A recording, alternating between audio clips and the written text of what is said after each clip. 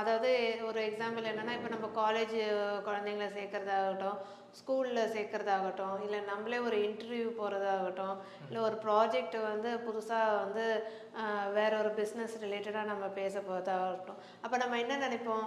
நமக்கு நல்லபடியா நடக்கணும். இது நமக்கு ஏத்த மாரி நமக்கு உகந்ததா நடக்கணும். இது எனக்கு ஏத்த மாரி நடந்துருச்சுன்னா எனக்கு ரொம்ப சந்தோஷமா இருக்கும். நான் நினைச்ச மாரியே இப்போ ஒரு காலேஜ்ல ஒரு போயிட்டு சப்ஜெக்ட் கிடைக்கிறதா இருக்கட்டும். அவங்களுக்கு வேண்டிய அந்த கேட்டகரியை வந்து கோர்ஸை வந்து சூஸ் பண்ணுறது என்ன நினைக்கிறாங்களோ அதே அவங்களுக்கு கிடச்சிதுன்னா அப்போ அவங்களுக்கு இன்னும் சந்தோஷமாக இருக்கும் இல்லையா? ஸோ அதே மாதிரி தான் நம்ம ஒரு ஒரு விஷயத்தையும் செய்வோம். ஸோ இந்த விஷயம் செய்யும்போது எனக்கு ஃபேவரபுளாக இது நடந்துச்சுன்னா எனக்கு ரொம்ப ஆனந்தமாக இருக்கும்.